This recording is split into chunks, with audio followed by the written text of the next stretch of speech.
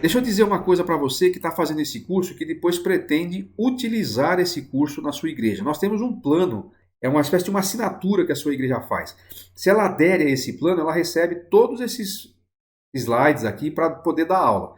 Eu não forneço os slides individualmente, mas dentro das igrejas que assinam o plano, como parte desse plano, você pode receber todos esses slides aqui e aí eu, é, você poderá utilizá-lo se você quiser, pode aprimorá-lo e tal, mas esses auxílios aqui podem ser úteis para você. Muito bem, vamos falar então um pouquinho sobre o cânon das Escrituras. O que é esse tal cânon das Escrituras? Cânon significa régua, medida. Né? Por isso que você vai aparecer aqui a partir de agora nos slides, essa reguinha nossa aqui. Quando a gente fala de cânon, o que a gente está falando? Talvez você já tenha tido essa dúvida. Eu sempre tive essa dúvida. Sempre fiquei pensando sobre isso e achava que não tinha uma explicação muito boa para essa questão, mas tem, que é a seguinte.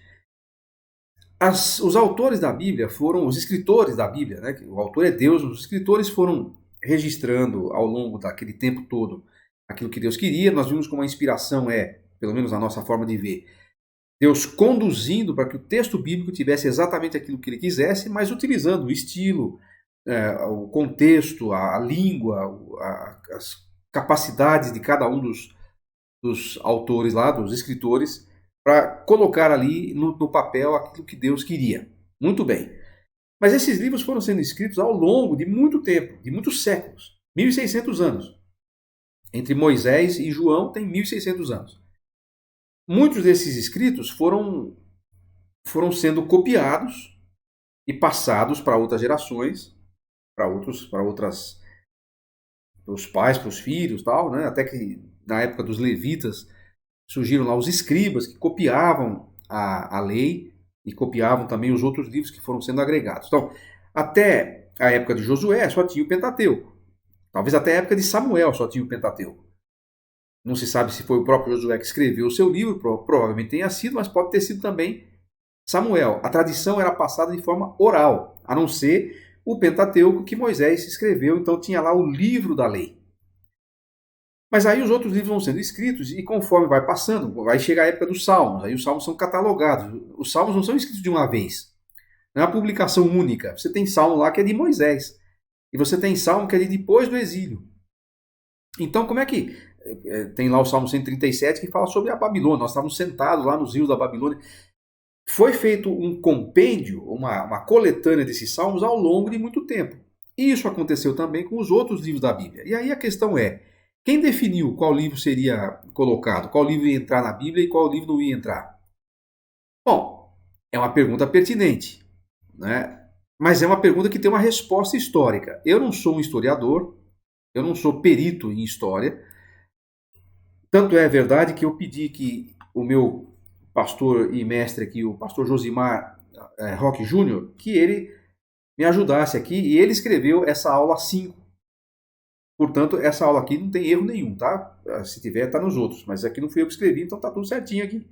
Então, o pastor Josimar me ajudou aqui, e nós escrevemos, ele escreveu para nós, de uma forma muito resumida, mas era justamente isso que a gente queria, de uma forma bem concisa, como é que se deu a formação do Velho Testamento e a formação do Novo Testamento.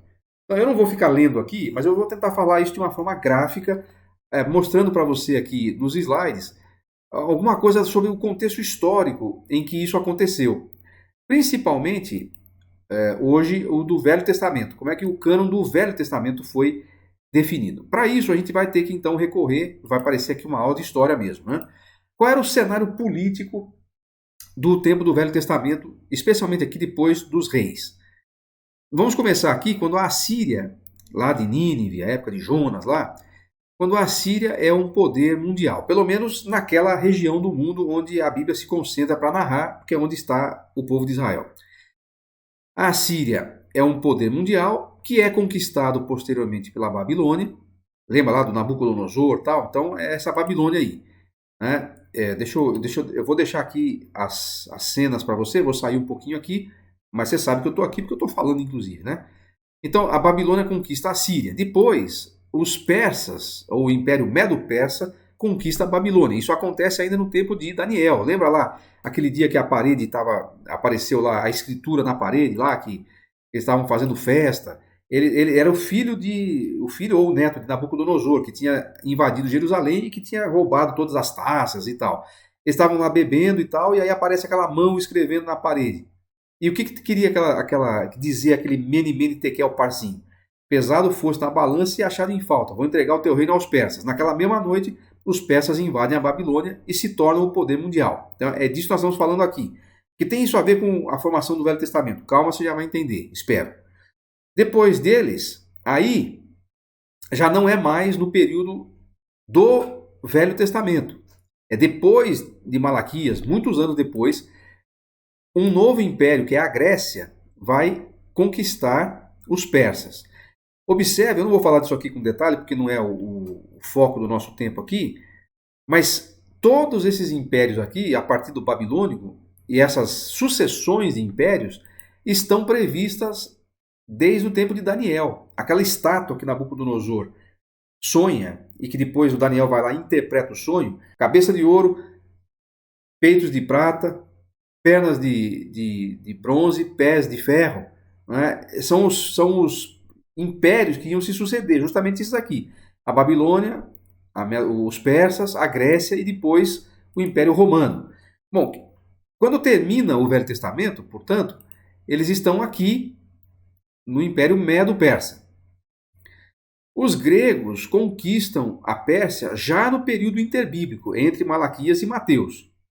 Bom, o que tem isso a ver com a formação do Velho Testamento? Um dos imperadores gregos vai ser justamente aquele que conquista a Pérsia, o Alexandre Magno, o Alexandre o Grande. E o Alexandre o Grande, ele tem uma política em relação aos povos que ele conquista. Ele faz aquilo que vai ser conhecido na história como a helenização dos povos que ele conquista. O que é isso? Ele impõe muito mais do que pela força do exército, embora também o exército sempre vai ser, no mundo antigo, o exército sempre que vai dominar.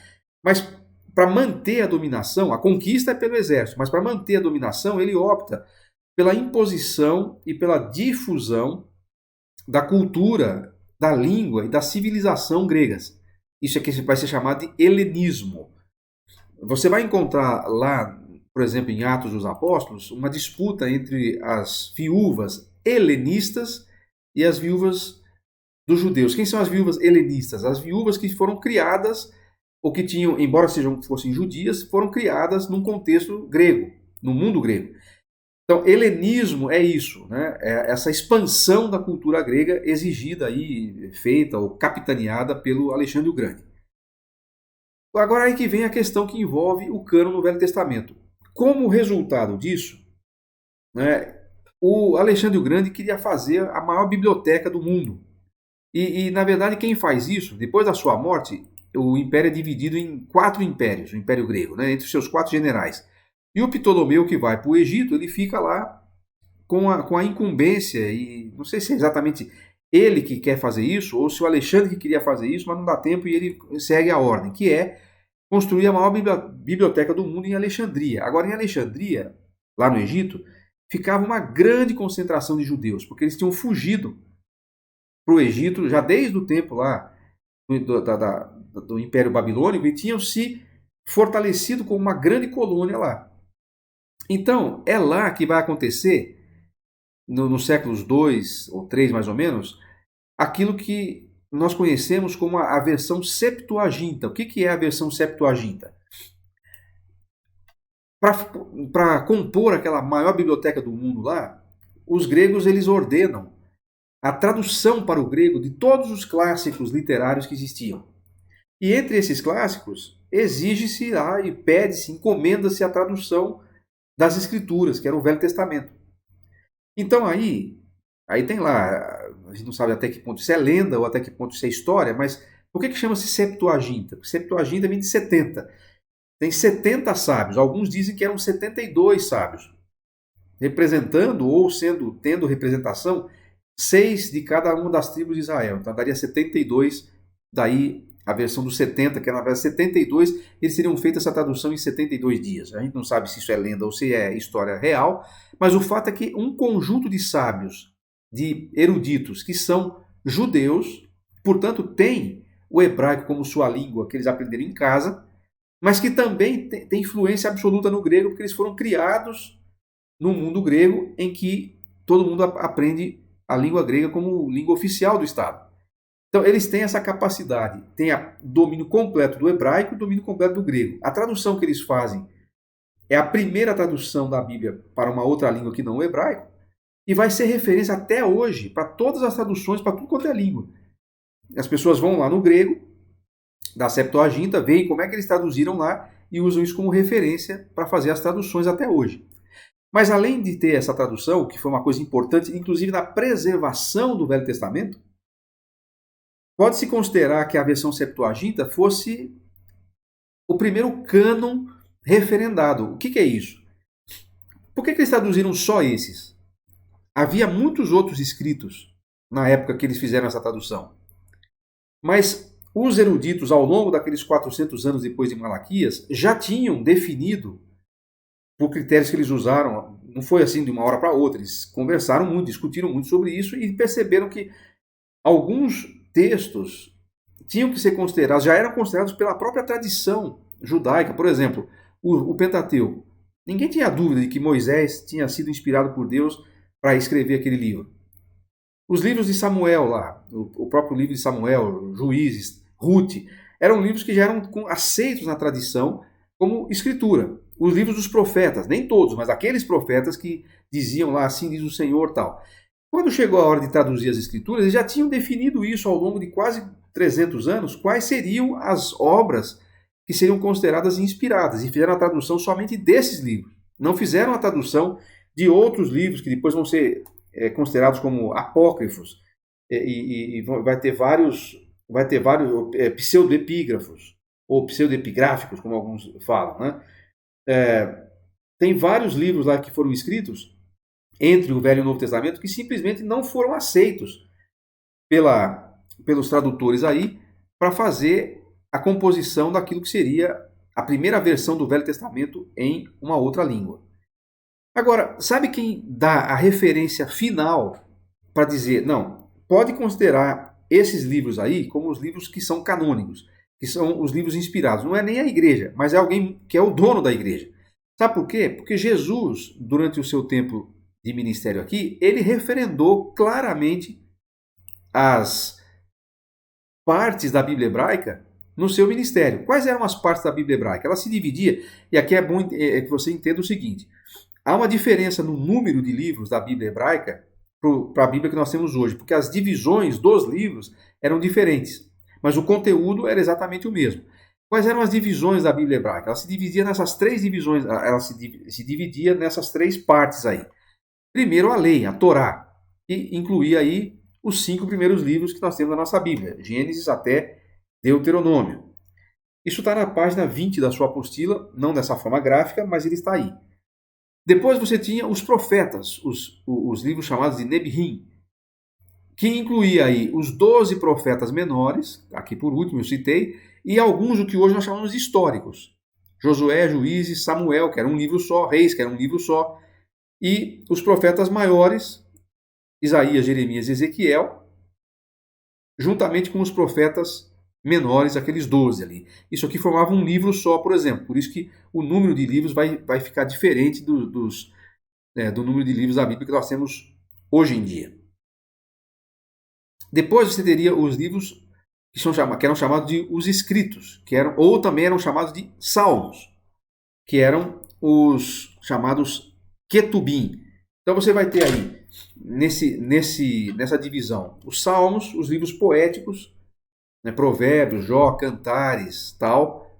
E você vai ter alguns, Lamentações, livros de sabedoria vão estar aí também. E você vai ter alguns que nós consideramos como históricos aqui, mas que estavam nessa divisão. Por exemplo, Esther, Daniel, Esdras e Neemias e o próprio livro de Crônicas. Agora, preste bem atenção e guarde bem essas 3 divisões aí. Por quê? Porque eu quero lhe mostrar um texto no Novo Testamento que vai fazer muito sentido para você Agora que você sabe dessas três divisões aí. Olha só, eu vou até fazer questão de ler aqui, se você tiver com a sua Bíblia aí você pode achar. Quando Jesus ressuscita e ele vai aparecer aos seus discípulos, ele aparece, por exemplo, aos discípulos lá no caminho de Emaús, lembra lá em Lucas capítulo 24?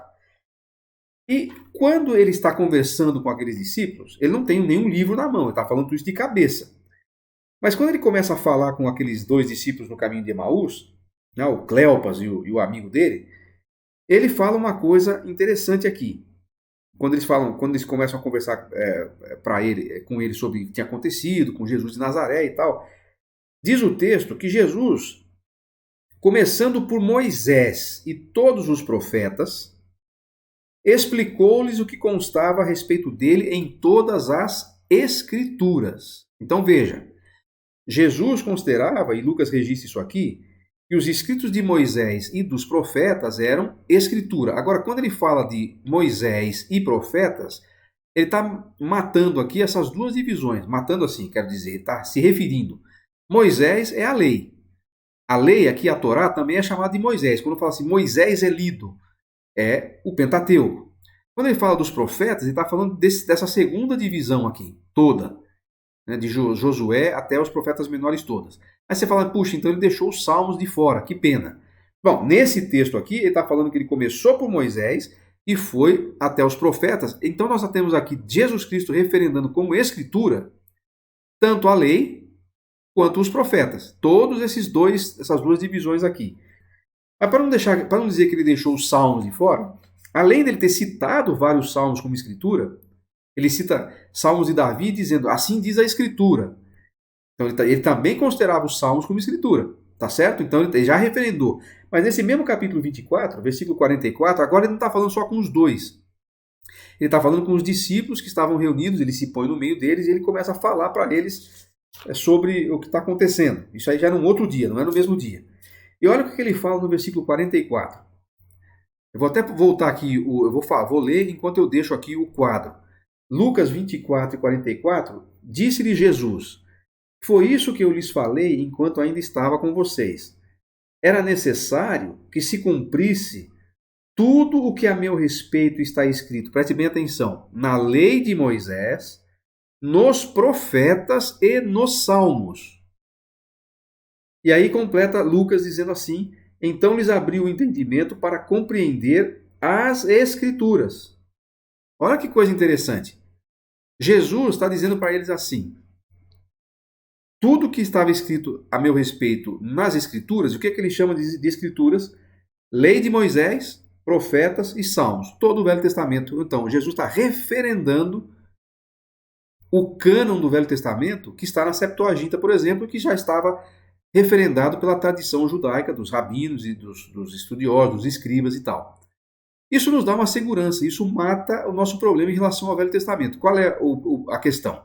Alguém catalogou esses escritos? Sim, alguém fez isso. Alguém fez isso, por exemplo, com os provérbios de Salomão. No tempo de Ezequias eles fizeram isso. Juntaram os provérbios de Salomão e puseram tudo num livro. Alguém fez isso com os salmos. Alguém juntou os salmos que estavam aí soltos ao longo da história, naqueles 5 livros, e fez isso. Quem fez isso? A tradição fez isso. Os escribas, os estudiosos da lei.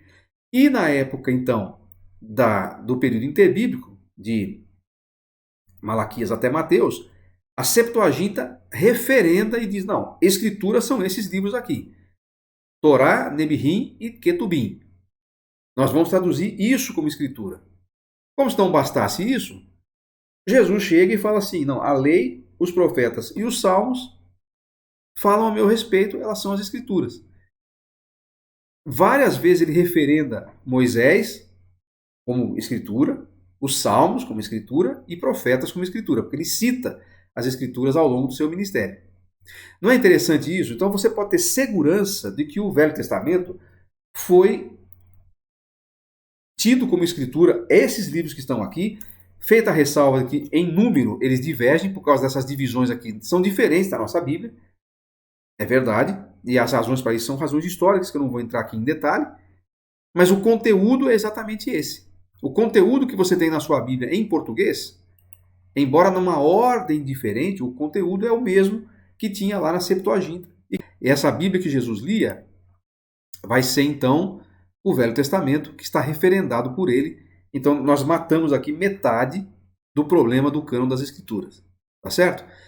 Então a nossa aula de hoje vai parar aqui, e na semana que vem nós vamos ver a outra metade da aula 5, que é a formação do cânon do Novo Testamento. E aí nós vamos recorrer a também algumas informações históricas e técnicas para dizer como é que o Novo Testamento é um texto confiável para nós hoje, embora os teólogos liberais sempre insistem em dizer que o Velho Testamento tem problemas e que nós não podemos, eles querem desacreditar, né, o cânon do Novo Testamento, questioná-lo, para daí questionar toda a autoridade das Escrituras, mas nós não vamos cair nessa não, porque nós não estamos seguindo a linha dos liberais, não. Né? Próxima aula, nosso próximo encontro, nós vamos terminar aqui a formação do Novo Testamento e vamos entrar na questão da importância de estudar também o Velho Testamento. Nós vamos chamar aqui de a Bíblia de Jesus. Será que é necessário mesmo estudar o Velho Testamento? O que vale agora não é o Novo. Por que não tem que estudar? Vamos ter que estudar o Velho Testamento. Lembre-se, a Bíblia é um livro só. As divisões da Bíblia são apenas didáticas ou com outros fins históricos ou objetivos ou questões históricas. A Bíblia começa em Gênesis e vai até Apocalipse. Para entendê-la, precisamos lê-la completamente. Nós vamos mostrar isso. Por que eu preciso estudar o Velho Testamento? Então, muito obrigado a todos. Espero que tenha sido útil essa aula para você. Espero que você tenha aprendido alguma coisa e espero que você também possa compartilhar isso com alguém e, acima de tudo, fortalecer sua fé de que você tem na sua mão um texto que é absolutamente confiável e que vale a pena você estudar. Tá certo? Então, é isso aí. Até a próxima. Tchau.